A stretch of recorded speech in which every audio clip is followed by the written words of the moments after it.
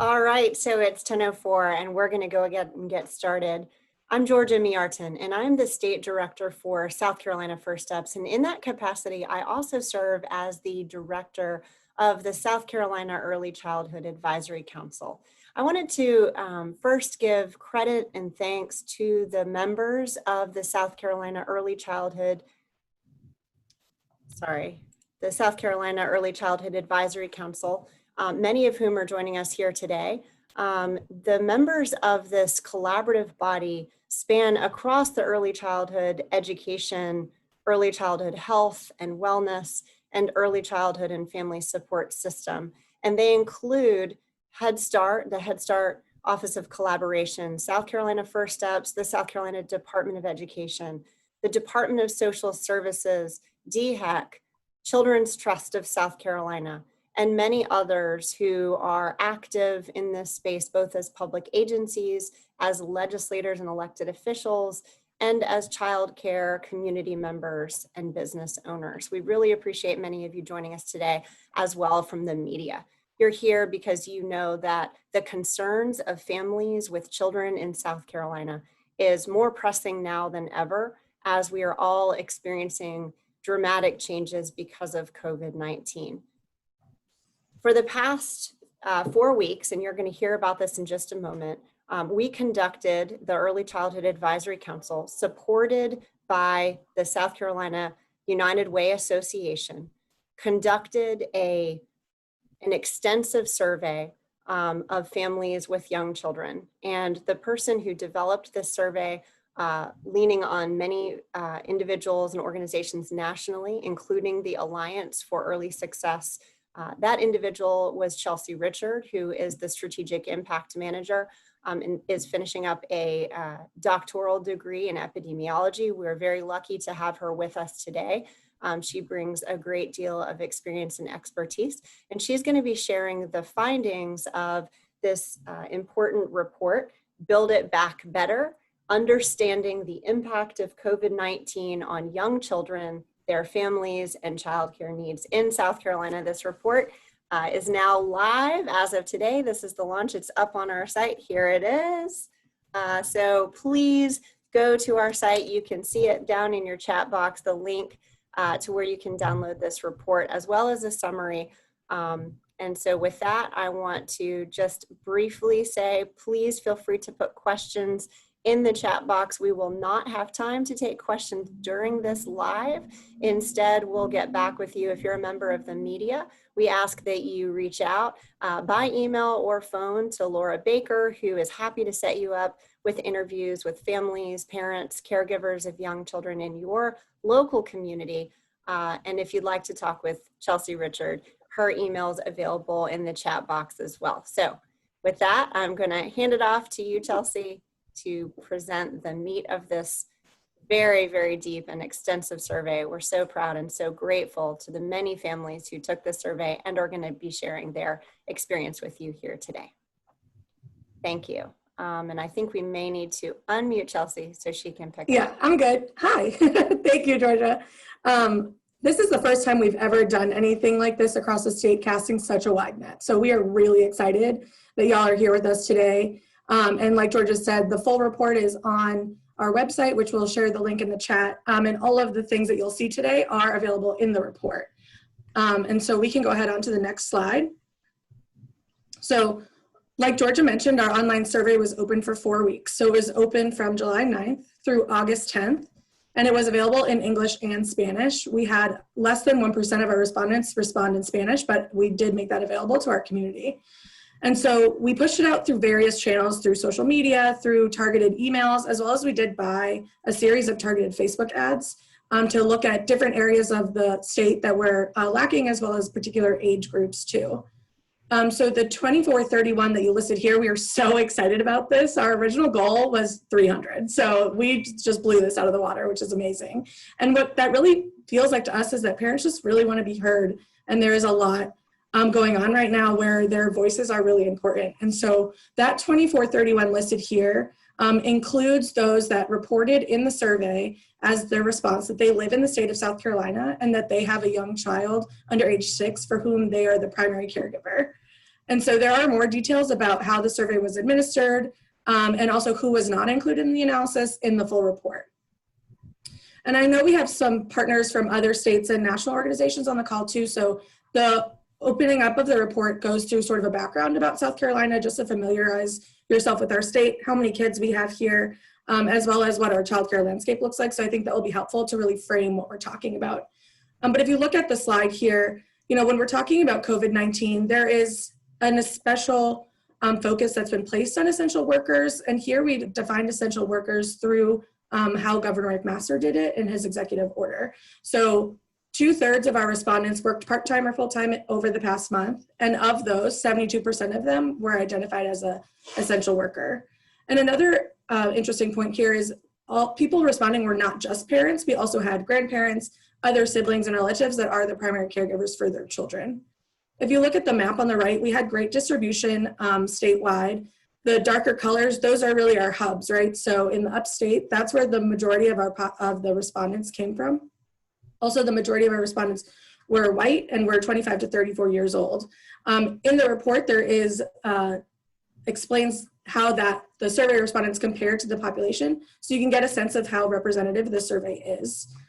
An interesting thing that we found was that a lot of our respondents identified as American Indian and Alaska Native, which was really unexpected for us. So we will be taking a closer look at this, as well as other unexpected results in the coming weeks. So we will continue to refine the survey's findings as we dig deeper into those responses. And so make sure to follow First Steps on social media and to sign up for the ECAC's council briefs. And we'll be sure to share those links in the chat box as well. So we can go to the next slide where we're really gonna jump into who we're talking about here, right? So parents and caregivers, like Georgia mentioned, have been called the unsung heroes of the COVID-19 pandemic.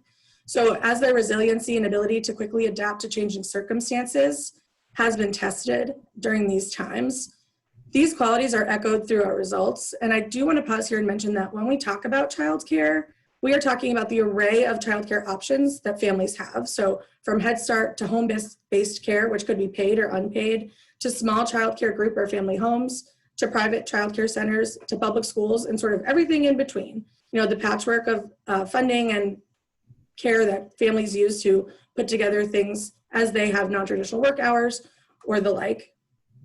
So as you can see here in our 5 key findings, that since March 13th, which is the day that Governor McMaster declared a state of emergency, families have been making it work with unpaid care and reducing or modifying their work hours. We heard that the child care options currently available are not adequate, and what they need moving forward is different from family to family and is changing rapidly.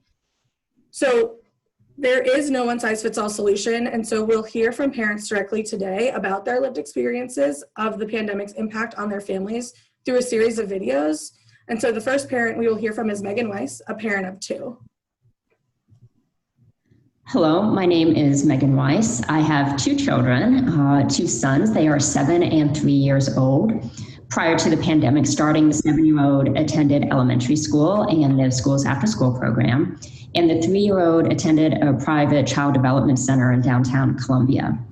When the pandemic hit, of course, everything shut down. So my husband and I, we both work full time. We're working from home, or in his case, he is an essential worker, so he was outside the home a lot as well. So balancing the education for the 7-year-old, care for the 3-year-old, and working. So a lot of late nights and early mornings for me and my husband in trying to work that all out. The 3-year-old's child care center did reopen in July, and we did decide to send him back for a few reasons. One of which is that he really needs the socio and emotional connection to other people and the education, and also we need to be able to work. And we were also very satisfied with the precautions that the center decided to take in their reopening in terms of mask wearing for all of the staff and professionals, temperature checks, et cetera. Moving forward, we are choosing a hybrid option for the 7-year-old in returning to elementary school. We're thinking about some of the options for the virtual learning days and also the after school, and working through all those decisions now.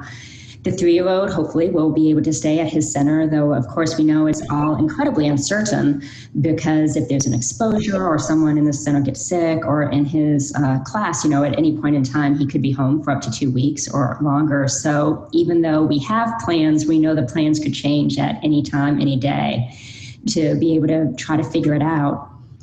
For anything to be really helpful in moving forward and what we can do to help build back a better new normal, I do think we need some more support for early child care centers in our state.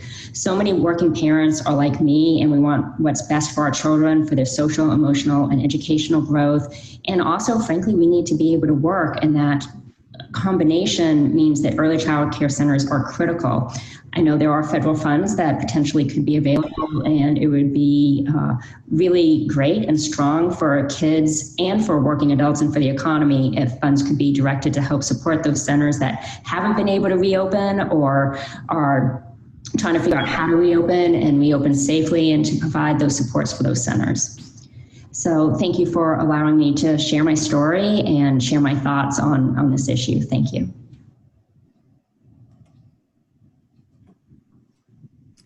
Thank you, Megan, for sharing your story.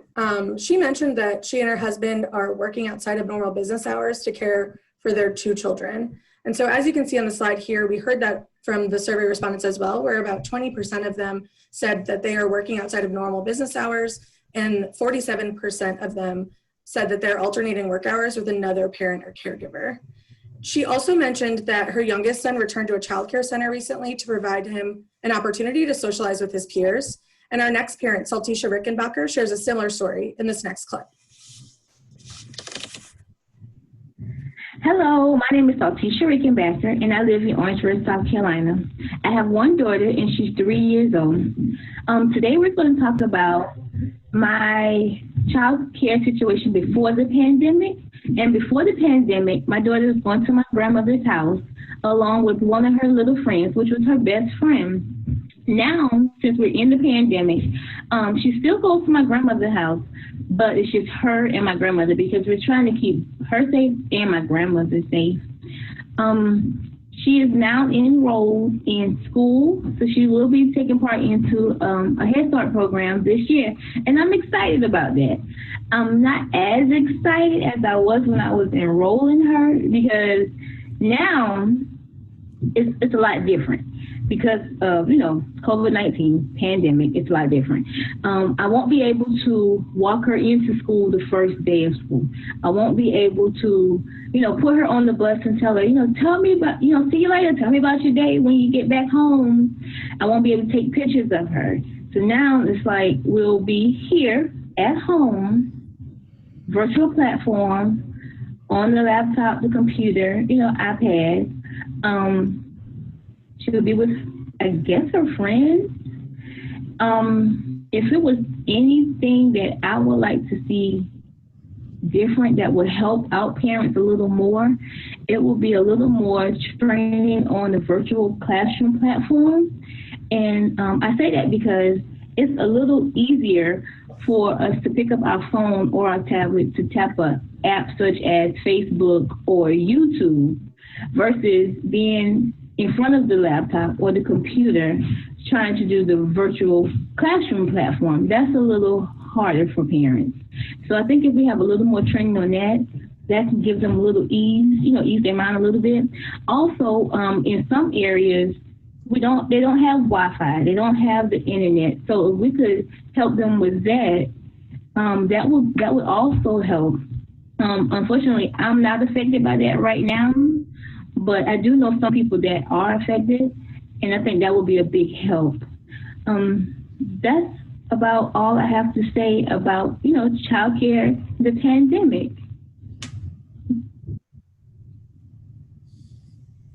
Thank you, Saltisha, for sharing your story. We are so excited that you are excited about your daughter enrolling in Head Start program this school year. She brought up also a really good point about Wi-Fi and broadband internet, which has been talked about at the state and federal level a lot, about challenges around hybrid learning. In South Carolina, there is large pockets of our state that are do not have access to broadband internet, and so that is something that we are hearing from parents as well. So like Saltisha mentioned, Additionally, she also mentioned that her daughter was being cared for by her grandmother before the pandemic. And because of the pandemic, they had to limit the number of children that her grandmother cared for. So if you look at the graph here, the top line is then, so that's before March 13th, again, the day that Governor McMaster declared the state of emergency. Like Saltisha's case, we had 13% of our parents saying that their children were being cared either by themselves or loved ones. And this is what we're considering unpaid care. So now at the time of the survey response, 38% of our survey respondents reported that they were themselves or other loved ones, family, friends, neighbors, were caring for their children in an unpaid fashion. So all the way to the left, we can see that before March 13th, the majority of the children of the survey respondents were in a childcare center. So that was about 1 in 3 compared to 14% now. And so our next clip is from Jenna Martin, who's a parent of 4. Jenna? My name is Jenna Martin, and I'm from Columbia, South Carolina. I have 4 children ranging in ages 14 to 11 to 5 to 4. Before the pandemic, both my husband and I work outside the home. He's never had a remote day since this started in March. My older boys, one who has special needs, were going to public school in our district, and my youngest 2 were going to preschool together. We are excited about this year and just entering kindergarten and pre-K and mostly them going to be together in the public school. We're zone 4 in our neighborhood and doing that morning walk and not having 4 children at 4 different schools. But now that has changed.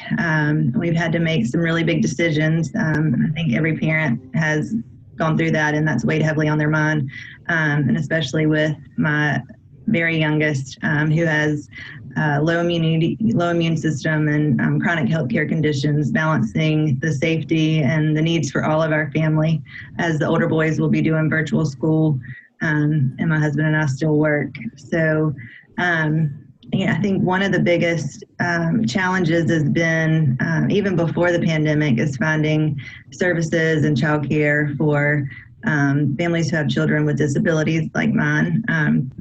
I can speak to waiting on the call for Jackson to start speech, and because of COVID, we had to wait months and months and months, which is not typical, but to be able to do the evaluation. And now we're waiting, the next few weeks to see when we can come back into the clinic for him to get those services. And as a parent and someone who's in this field and work as well, you just know, the more time that goes by, the potential for regression is there. And so we've had to make a lot of changes that are hard changes, and that will just benefit our family. And I don't know that there's one thing that I can say that would be, the best idea and the silver bullet to make this better, or what would be helpful. But I do know that we've got to be creative thinkers, and we need to be collaborative and come up with ideas that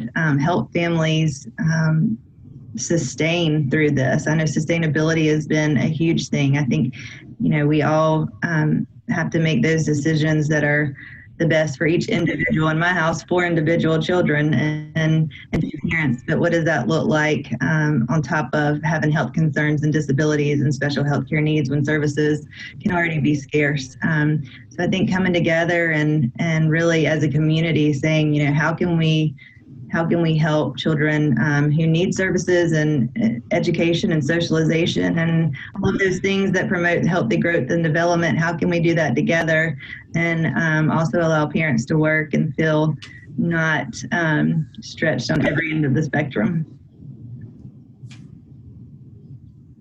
Thank you, Jenna, for sharing your story. Like Saltisha, she mentioned missing out on traditional things that the first day of school comes with. So Saltisha mentioned putting her daughter on the bus. Jenna mentioned taking that morning walk to school. And I think, similar to Megan's story, Jenna talked about with making the right decisions, but also knowing that your children they want socialization. And so here, like we can see 59% of our survey respondents are also saying that they're most worried about their young children missing out on important developmental opportunities, socializing with their peers and learning key social, emotional, and other skills that they'll need to succeed further in life. Additionally, Jenna mentioned that like 35% of our survey respondents, she is concerned about support for her youngest son, Jackson, who has a special need. And so as you can see on this slide too, almost half of the survey respondents are concerned about their ability to meet the basic needs of their families. And our next clip from Shakila Khalif also echoes this hardship. My name is Shakilia Khalif, and I'm a nurse practitioner in Columbia, South Carolina. I have two sons, age 11 and 3.5 months old. When the pandemic first began, I was working considered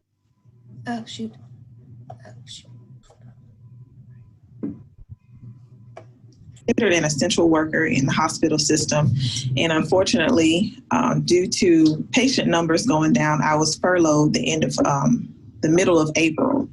I was pregnant as well. I didn't intend to go out on maternity leave until a week before my due date, which was May 12th. So I was actually out of work a month prior to my delivery. During my delivery, of course, they don't want you to stay in the hospital. So I was discharged a day after my cesarean. I wasn't really prepared for that because I went in for a routine check and ended up delivering that day. So I delivered a week early, which threw another wrench in the whole bowl. Got discharged, and my son was out of school due to the pandemic. I was considered on maternity leave at that time, which I only intended to do 8 weeks, but my 8 weeks of maternity leave turned into 15 weeks. Not by choice, but because I was furloughed. The daycare that I was going to take my son to after the 8 weeks was also closed. She didn't open back up until the second week of August. I was supposed to go back to work the end of July. So financially, that was a strain on my household. My 11-year-old was okay for the most part, but having him home with a child was a lot. Of course, I'm feeding more people now because we're all home at the same time, not working, not able to get the same support that I had during, like I usually would. My mother was furloughed as well, so she was able to help out financially and with Jace. When I did come back to work, the daycare was still not open. So her job was flexible enough to allow her to keep him the first 2 weeks while they weren't open and I was out of work. But the strain of trying to figure out how I was going to financially support my house and find childcare when I was due back to work was stressful. It would be one thing if I was out the same amount of time the daycare was closed, but my job wanted me back at a certain time, and they are not responsible for when the daycare opens. So that was very stressful for me with a new baby. My son started school when I started back work, so that was okay. But I think just having more support around me personally, it's not my mother's responsibility. These are my children, but I do appreciate her help financially. Maybe if there were more options for me, being that I was not working, I don't know, grants, loans, something that would have helped me get through until, especially if they knew I was going back to work. I didn't lose my job. It's just I was temp furloughed. But either way, that was money out of my pocket that was gone. A lot of things you can't control, but I feel like knowing that this was something that was building up or coming, maybe things could have been put better in place for those of us that do have children, do need help, don't have anywhere for them to go. It was rough, but it's getting back on the up and up. So I'm just thankful to be working again and that both of my kids are taken care of. That's it. Thank you, Shakilia, for sharing your story. The hardship that you faced with delivering a newborn baby and facing a furlough due to this pandemic is, again, you are the unsung hero of this whole crisis. Like Saltisha's story, Shakilia shared about her family members stepping into care for her children, as well as helping financially while they were both furloughed and had a newborn baby in the home. Here on the slide, you can see that those of who reported using unpaid care today, whether themselves or a loved one, more than half of them say that this is not an ideal arrangement. So that's that top left pie chart here. As we move down in the different kinds of care across the board, people are saying, we're making it work, but it's not great right now. This is not the ideal arrangement for me and my family. And so additionally, like I said, Shakilia shared her story about delivering a newborn in the middle of a pandemic and how being a patient in a hospital, she was discharged quickly. And so the next parent we'll hear from is Michaela, who's a parent of one, and she's witnessed other challenges in healthcare during this crisis for her patients as she is a clinician. Hi, I'm Michaela Smith, and I live in Columbia, South Carolina. I'm married and have a 3-year-old little boy, and I'm a registered dietitian that works in Sumter, South Carolina. So before the pandemic, we utilized a nanny for our son's childcare. I work an hour away from home, and my husband travels often, so we're unable to keep him in a traditional center due to our scheduling. Thankfully, throughout the early pandemic, our babysitter was able to keep our 3-year-old, and things were largely able to stay the same, though my husband and I were working from home. However, she has 3 children, and 2 of them are going back to school. And that situation is not sustainable for her long term because of the demands that 4 children and schooling put on her. My husband has an autoimmune condition that causes him to be on immunosuppressant medication. And since now we are having to put our son in school, he is staying with his parents in Raleigh, North Carolina, while we feel out how school is going and what it's going to look like for lots of kids to be in school at the same time together. So throughout this time, it's been a challenge overall. We've been concerned about my husband's health, about exposing him. I think that has, caused us to have a lot more anxiety and even fear than we would normally live with on a day-to-day basis. And the isolation that we've experienced due to kind of self-quarantining him has been quite depressing at times. And I think as we move forward, I have growing concern about our 3-year-old's mental health because his dad is staying outside of the home right now. And I think, the biggest part of all of this, that as I reflect on it, I feel very fortunate that this has been my situation, that I've retained my job. My husband has retained his job. But that's not the case for many other people, especially the patients I serve. About a quarter of the patients that I see have diabetes in pregnancy. And this has impacted their ability to make appointments and keep appointments because children are home. And people just aren't getting the care that they need. And I think, as we move forward, what's really needed is not necessarily on an individual to individual basis, but we need better infrastructure and guidance from the top down. We need, I guess it points to, all the deficiencies in the system that we live in, and that we really need guidance. That's broad in general, but that really focuses on keeping families safe while supporting parents that work and have children that absolutely have to have childcare during the day. I don't think there's any way to move forward other than that. And we just really need a system that's going to work better to serve our families and young children. And I'm thankful in a sense that this has pointed more to that need than anything has been able to in the past. Thank you, Michaela, for sharing your story.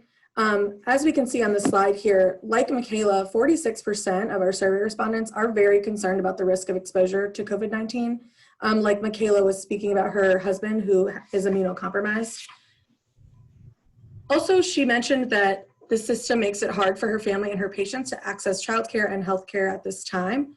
And so here on this slide too, we can see that parents are concerned about availability, affordability, even their ability to return to work or school. And so if we look at the next slide, like Michaela, 59% of our respondents reported that they are more stressed or anxious than usual as a caregiver now. There was also an interesting part of the population that's not, of the survey respondents that's not shown here, that said that they're less stressed and anxious than usual. And so from things that we've heard, some parents are saying, I feel like I'm spending more time with my children than I ever have before, those that are telecommuting or working from home. And so as we dig in, like I mentioned earlier, into these nuanced results, and as we learn more through the survey, I think it'll be really interesting to see, especially from this key point, as well as the one above about where almost 2/3 of the respondents are saying that the pandemic has disrupted their home and family life, if that's affecting different parts of our state, different parts of our survey respondents than others. And so, like Michaela mentioned, I think if there are any silver linings to this pandemic, the conversations at all levels around the importance of childcare have certainly been one of them. With that being said, I'm going to turn it over to Naomi Lett of the United Way Association of South Carolina to talk about what's next.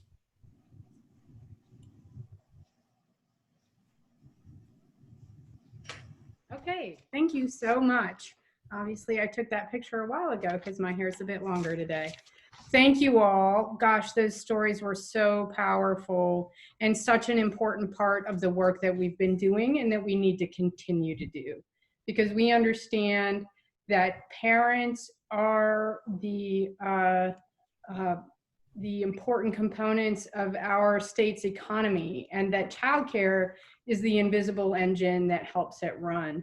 And so we want to make sure that the needs and the safety of children, of our childcare workforce, and that our centers and the important childcare that people rely upon is available now and into the future. We understand that what happens now will have long-term effects, both on families across the state, how able they are to access childcare, and then in a larger context on our state's economy. And that's important to all of us. So, you know, we have been working and understand that, you know, the next steps are a multi-level solutions, both on the federal level. We are working to assure that federal stimulus includes resources for childcare centers. Right now, there are proposals that range from $15 billion to $50 billion, and those dollars included in the stimulus package will make sure that the challenges of safety, sanitation, vouchers, things that the centers need to reopen or to continue to operate are there for families. On the state level, we need to make sure that we are addressing the regulatory challenges, other areas, and that we are using resources available to the state to also support the needs of centers.